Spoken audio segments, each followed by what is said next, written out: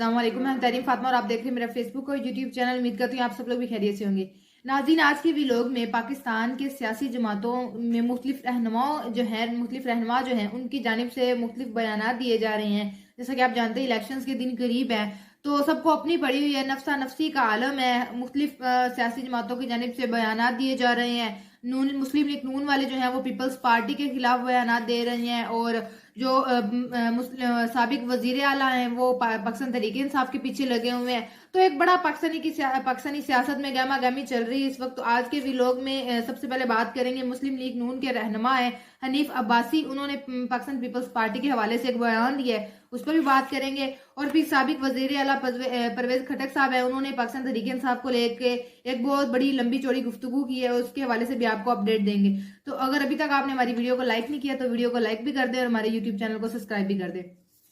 तो सबसे पहले बात कर लेते हैं व्लॉग में हनीफ अब्बासी साहब की। मुस्लिम लीग नून के जो रहनुमा है उन्होंने इंटरव्यू दिया है, और इंटरव्यू में उन्होंने बोला है कि पीपल्स पार्टी से मिलकर हुकूमत बनाने से बेहतर है कि हुकूमत ही ना बनाए। तो इत्तेहादियों में अब जरा फसाद पड़ना शुरू हो गया है। उसके बाद उन्होंने बोला है कि पीपल्स पार्टी से मिलकर हुकूमत बनाने के बजाय हुकूमत ही ना बनाने का मशवरा दिया उन्होंने।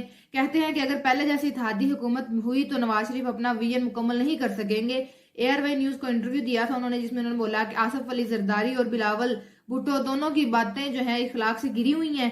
पीपल्स पार्टी का हिसाब अंगूर खट्टे है वाला है। आपने शोबाज कहा है तो फिर आप भी सिंध को ठीक करके शोबाजी कर ले। पीपल्स पार्टी से कहता हूँ मेहनत कर, हसद ना कर।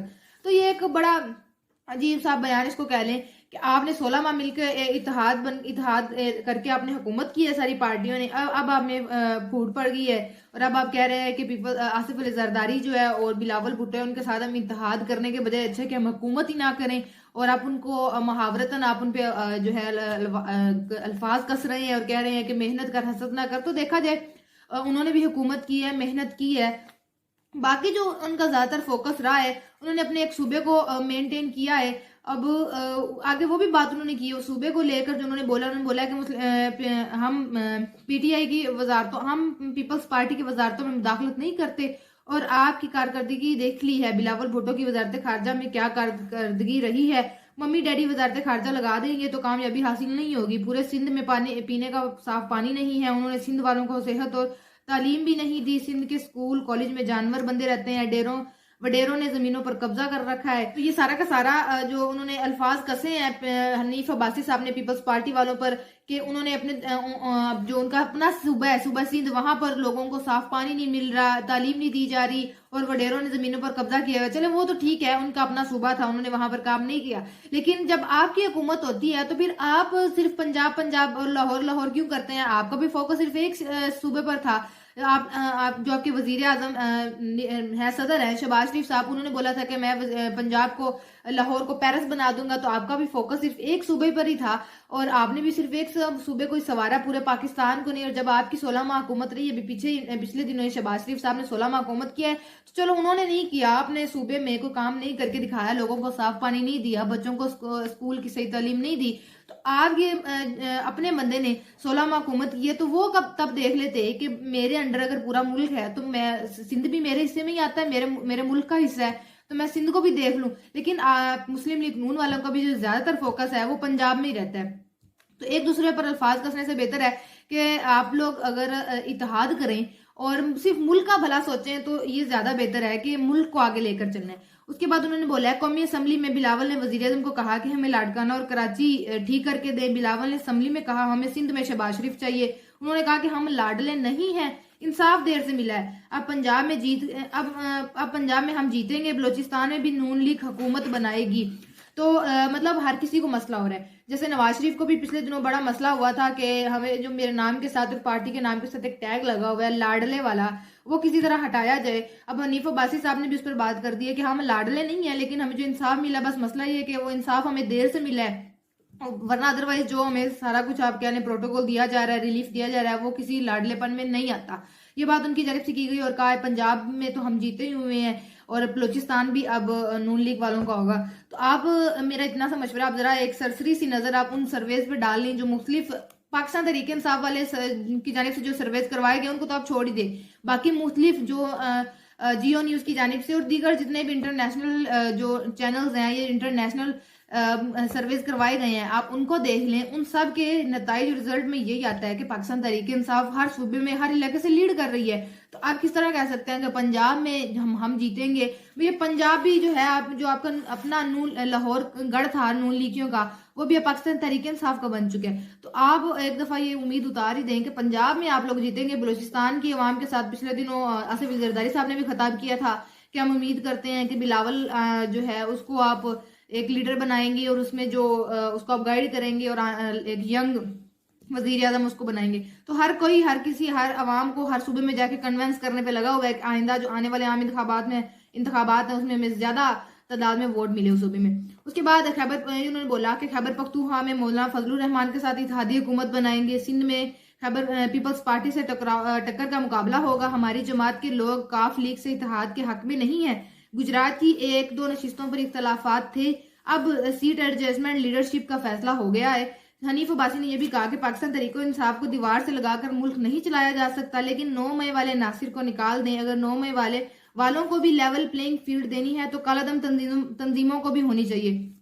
यहाँ पर एक पॉइंट, आपका मतलब है कि आप 9 मई वाले जो वाकया हुआ है और उसमें जो लोग शामिल थे आप उनको दहशतगर्द करार दे रहे हैं। कहने का तो ये मतलब है कि अगर 9 मई वाकये के जो लोग हैं अगर वो उनको लेवल प्लेइंग फील्ड में शामिल करेंगे तो फिर जो मुख्तलिफ कालादम तंजीमें हैं उनको भी शामिल करें। तो ये कैसे आपकी एक आपने रख दी सिचुएशन, ये शर्त है कि अगर पाकिस्तान तहरीक इंसाफ के 9 मई वाले जो नासिर हुए हैं उसके जो लोग हैं वो भी होंगे तो फिर कालादम तंजीमें भी होंगी। आप इसका मतलब है पाकिस्तान तहरीक इंसाफ को दहशतगर्द कह रहे हैं। उसके बाद उन्होंने शेख रशीद के हवाले से भी बात की कि शेख रशीद की बात का यकीन नहीं है जो उन्होंने बोला है कि किसी काम के हवाले से चिल्ला काट के आए हैं, वो तो कोई चिल्ला नहीं उन्होंने काटा, ये झूठ बोल रहे हैं। तो खैर आपस में इनके इख्तलाफात चलते रहते हैं। पाकिस्तान पीपल्स पार्टी के नून लीग के अंदर रगड़ा जो है वो पाकिस्तान तहरीक इंसाफ वालों को भी लग जाता है। अब बात कर लेते हैं साबिक वजीर आला परवेज खटक साहब की। उन्होंने बोला है कि पाकिस्तान तहरीक इंसाफ को लेकर उन्होंने बात की है जिसमें उन्होंने बोला है कि इमरान खान मुल्क में इलेक्शन नहीं सदारती निजाम चाहते हैं। उन्होंने कहा है कि पहले भी पार्टी में 4-5 जेली इलेक्शन हुए जो सिर्फ कागजी कार्रवाई थी। पार्टी में जमहूरियत होनी चाहिए और फ्रॉड इलेक्शन नहीं होने चाहिए। हम हल्फ उठाते हैं और अहद करते हैं, कोई राज फाश नहीं करते। साइफर केस जो है वो साइफर केस में इमरान खान ने गद्दारी और आइन की खिलाफ वर्जी की है। इन पर साइफर केस में दहशतगर्दी का मुकदमा दर्ज करना चाहिए। ठीक है भाई, ये भी सही है कि कुछ टाइम पहले आप उनके गीत गाते थे, उनके साथ बैठ के खाना पीना सारा बात करना, जैसे आपने उनको छोड़ा अब उन पर आप मुकदमात करने की बात कर रहे हैं कि उन पर आप दहशतगर्दी के मुकदमे कर दें और साइफर केस। या तो आप ये बताएं कि साइफर केस झूठा केस था जो उन पर मुकदमा बनना चाहिए। जब एक मुल्क जिसने साजिश की है वो एक्सेप्ट कर रहा है कि ऐसा था तो फिर आपको तो बोलना ही नहीं चाहिए। जब एक बात है कि पाकिस्तान तहरीक इंसाफ वाले आप पर ध्यान नहीं देते, आपकी बात ही नहीं करते वो लोग, तो ये सब लोग क्यों पाकिस्तान तहरीक इंसाफ के पीछे पड़े हुए हैं। उसके बाद उन्होंने बोला कि साबिक वजीर जब इमरान खान की हुकूमत खत्म हुई तो हमारे पास अक्सरियत नहीं थी। उन्होंने सोचा मुल्क को चलाने नहीं दूंगा। साबिक चेयरमैन पाकिस्तान तहरीक इंसाफ का ख्याल था मुल्क में इंतशार फैलाऊंगा। 1.5 साल तक इंतशार फैलाता रहा जिससे मुल्क की मईशत जो है खराब हो गई। असम्बली तोड़ने के हक में कोई सियासतदान नहीं था। इमरान खान को समझाया कि सूबाई असम्बली ना तोड़ी जाए, लेकिन वो अपने आगे किसी को बर्दाश्त ही नहीं करते। ये बात पहले भी 1-2 रहनुमा की जानिब से की गई थी कि इमरान खान को समझाया था कि आप असम्बलियां तहलील ना करें, लेकिन इमरान खान वही करते हैं जो उनका दिल चाहता है। इमरान खान किसी की सुनते नहीं है। तो ये बात आज परवेज खटक साहब की जानिब से भी कर दी गई है। उसके बाद परवेज खटक साहब ने मजीद भी बात की जिसमें उन्होंने बोला कि बैरिस्टर गौहर पाकिस्तान तहरीक इंसाफ में 1.5 साल पहले मैंने शामिल करवाया था। उनकी इज्जत करता हूँ, मेरे वकील भी रहे हैं वो, लेकिन चेयरमैन के लिए कोई सीनियर रहनुमा लाते तो अच्छा होता। बैरिस्टर गौहर से सवाल करता हूँ कि इनके पास पार्टी कार्ड भी है या नहीं। साथ ही साथ फिर अपना ख्याल भी बता दिया जिसमें उन्होंने बोला कि मेरे ख्याल में है कि इनके पास पार्टी कार्ड भी नहीं है। तो बात देखिए, जैसा कि कल मैंने अपने व्लॉग में बोला था कि बैरिस्टर गौहर चेयरमैन जो नए चेयरमैन बने हैं पाकिस्तान तहरीक इंसाफ के, बैरिस्टर गौहर, उन्होंने आते ही एक धमाका किया और जिसके बाद पाकिस्तान तहरीक इंसाफ में जो एक प्रोपेगेंडा ग्रुप था, फसादी ग्रुप था, उनको बड़ा कोई आप कह लें नुकसान पहुंचा है और उनके जो सारी प्लानिंग थी पाकिस्तान तहरीक इंसाफ में फूट डालने की वो खत्म हो गई, ठंडी पड़ गई है। उन्होंने इमरान खान की बोला था कि इमरान खान चेयरमैन थे, इमरान खान चेयरमैन है और इमरान खान ही चेयरमैन रहेंगे ता हयात। उसके बाद से अब देख ले जितने भी मुखालिफ लोग हैं उन सब की तरफ से बयान सामने आना शुरू हो गए हैं।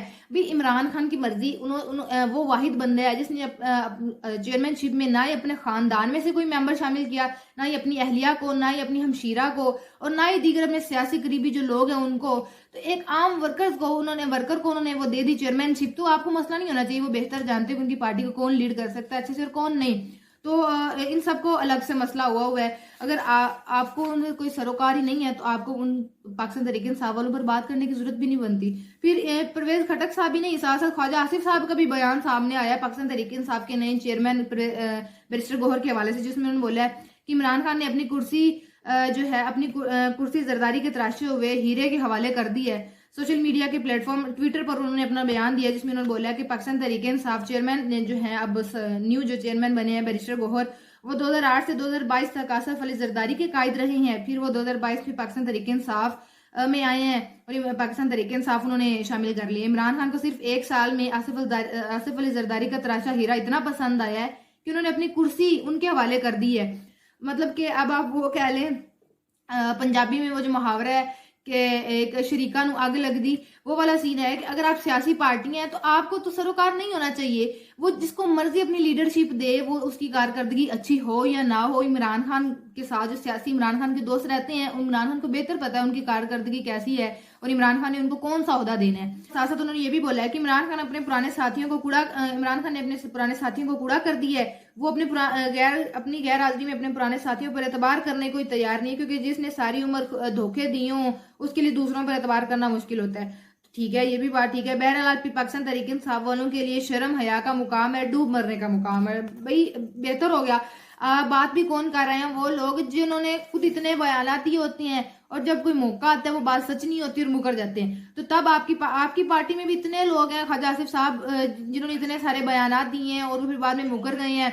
आपके पार्टी में जब आपके कायद ये लीडर वतन मुल्क वापस आते हैं तो आपके लोगों की जानिब से कहा जाता है कि इनको देखना हज के जितना इनका सवाब होता है। तो इतने बड़े बयानात दिए गए हैं, तब इन मुस्लिम लीग नून वालों की जानिब से और जो पाकिस्तान पीपल्स पार्टी वालों की जानिब से इतने बयानात दिए जाते हैं, तब उनके लिए डूब मरने का मुकाम नहीं होता।